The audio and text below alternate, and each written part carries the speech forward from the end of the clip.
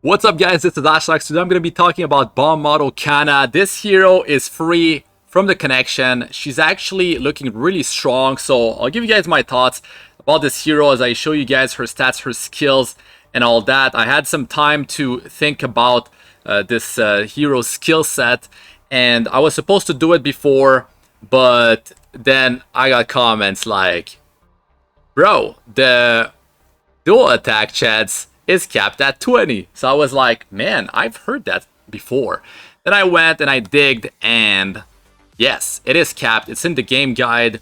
It is also, it was mentioned in, the official live stream saying that during the release of Tenebria's artifact, which increases her dual attack chance by up to 14%, they were saying like it is capped, hard capped at 20, even using an artifact, it doesn't work. So Bomb Model Kanna, Fire Ranger, and her skill set is quite interesting because, to be honest, like I see this hero being used in PvE content as well as in PvP content. And initially I was like, yo, let's crank up that dual attack chance, right? Let's put a Rosa Horgan artifact on her and just go crazy.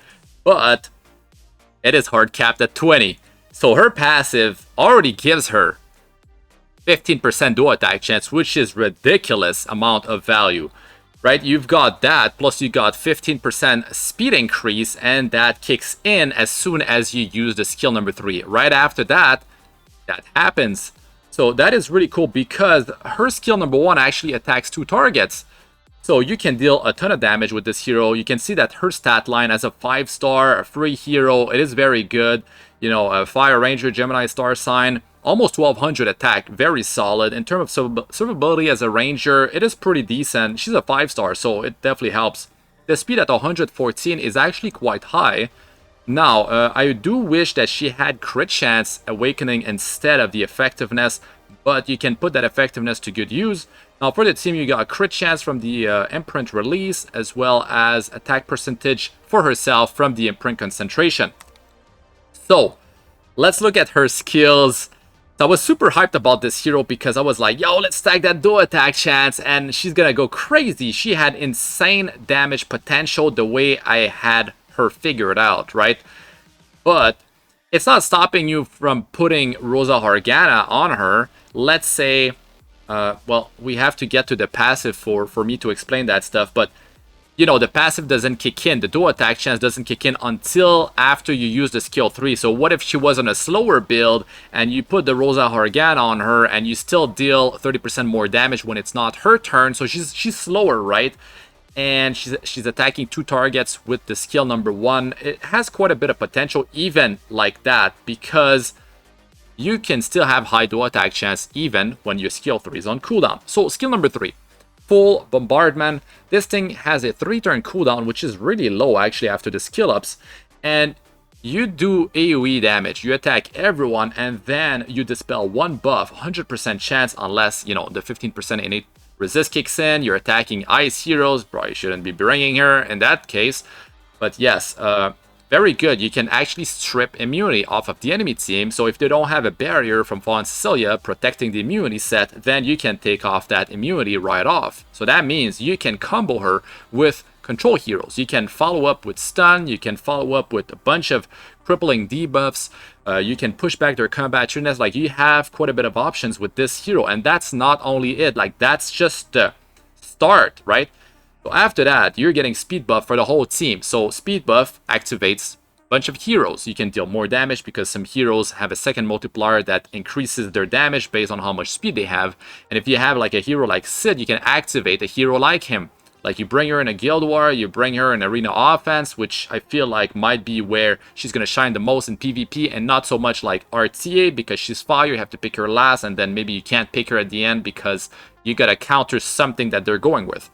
So you're getting an attack buff for herself as well. So the whole team has speed buff, 30% more speed for the whole team. You can lap the enemy team because of that, and you get a lot of value out of that speed buff. It's very good. Now the Soul Burn extends the duration by 1 turn for the speed buff and for the attack buff for herself.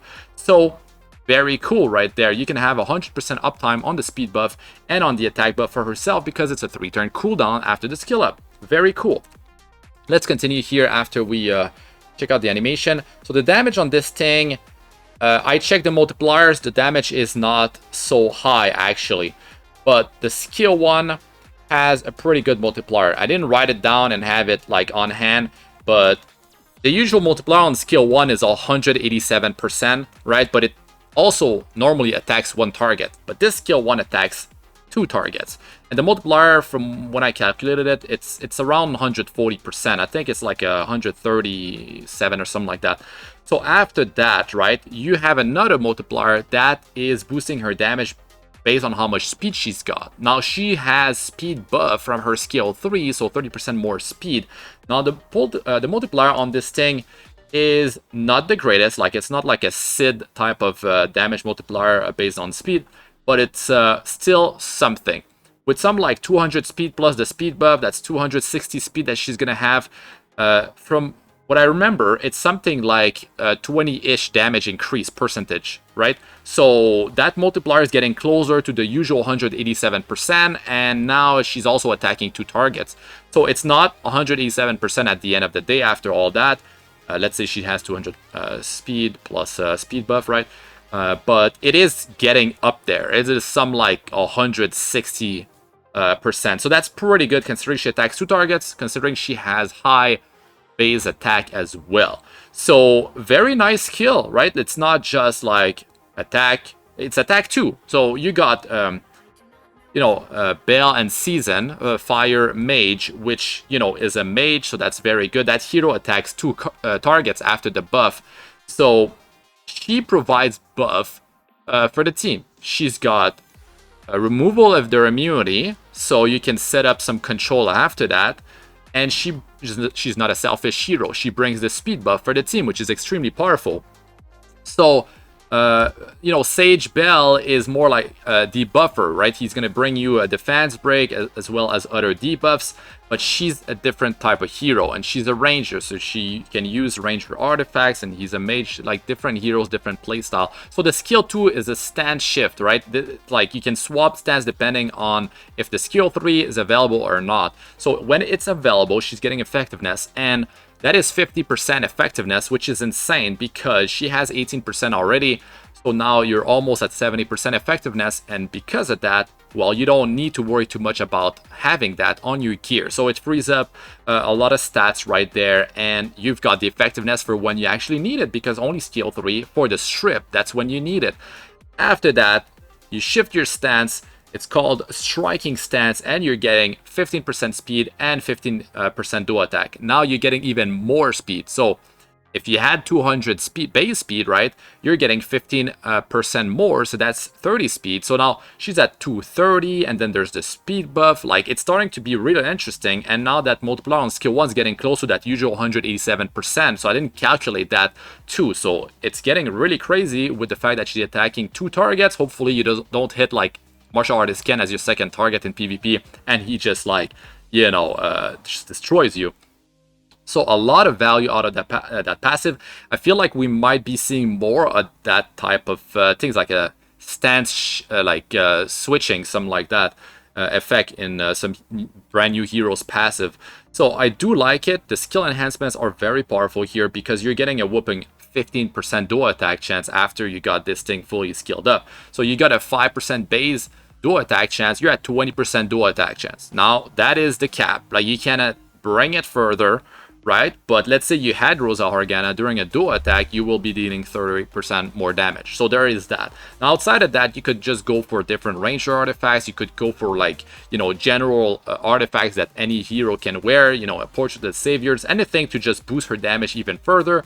Or you could opt for, like an artifact to boost her survivability, like Cerese's limited artifact, which gives her stealth initially and then stealth potentially as after her turn, 70% chance when it's maxed out. Sorry, I forgot the name of the artifact. Once again, I keep forgetting that thing.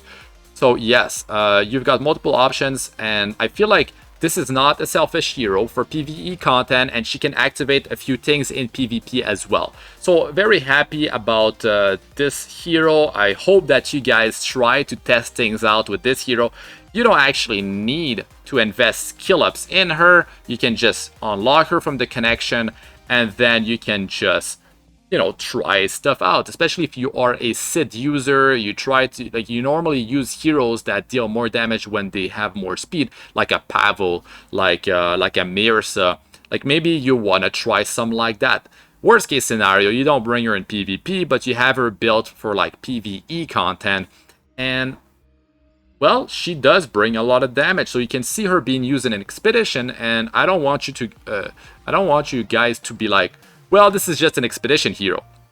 This is just like a Golem hero. No, that's not the case. This hero can definitely be used in PvP, and you can definitely put her to good use in multiple areas of the game. So that's very cool. Like, I feel like you can use her in expedition, yes, in Golem, even though the value of the sets in Golem are not as good as other hunts, so you shouldn't be farming Golem, you know, like crazy.